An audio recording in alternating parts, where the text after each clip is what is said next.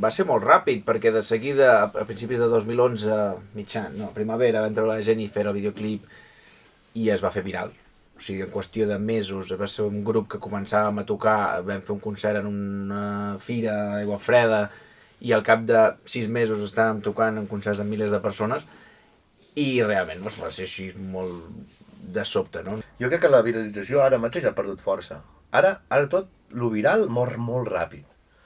Abans no hi havia tantes coses virals, jo crec, i duraven més temps. Ara jo no sé si... sí que està bé, aconseguir la viralitat, però al final el que necessites com a grup de música és emocionar la gent, i llavors amb una cosa viral, a vegades lo viral té poc contingut, saps? O passa a ser poc profund. Potser sí que és el disc que parla d'aquestes emocions des d'una perspectiva potser més profunda o més adulta, no? Que tampoc no mola molt dir com aquest concepte més madur, no? Però sí que al final, bueno, creixem, ens passen experiències noves, potser més llargues en el temps i que són de més recorregut.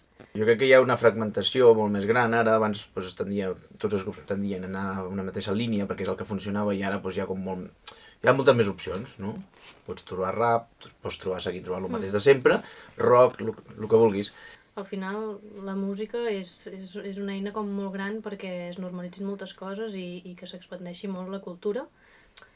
Llavors, si tothom fa música en català o molts estils en català, és com normalitzar un tipus de llengua, una manera de comunicar-te, una manera de sentir també, no? L'interessant d'aquesta cançó és que la Fumi i els Catarres ja té molts paral·lelismes, perquè són grups així, sobretot al País Valencià hi ha molta política a la música, no? I ells precisament són un grup molt apolític en aquest sentit, no? Parlen molt una mica com nosaltres, de les experiències vitals, d'amor, de relacions, d'aquestes coses, no?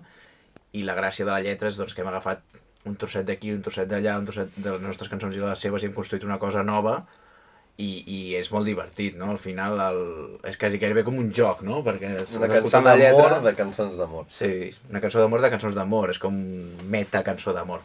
Jo crec que és important recalcar que quan vam tornar com a començar va ser com, ostres, que potent que ens puguem dedicar a això, que puguem pujar als escenaris, que hi hagi gent que vingui a veure'ns, no? I com tornar a agrair les nostres carreres fins a on hem arribat, també com...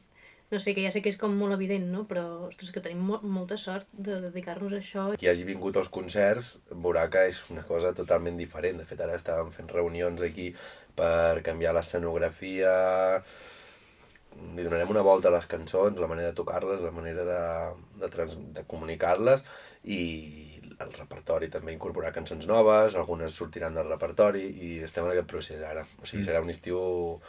Intentarem tenir el millor directe que hem fet mai.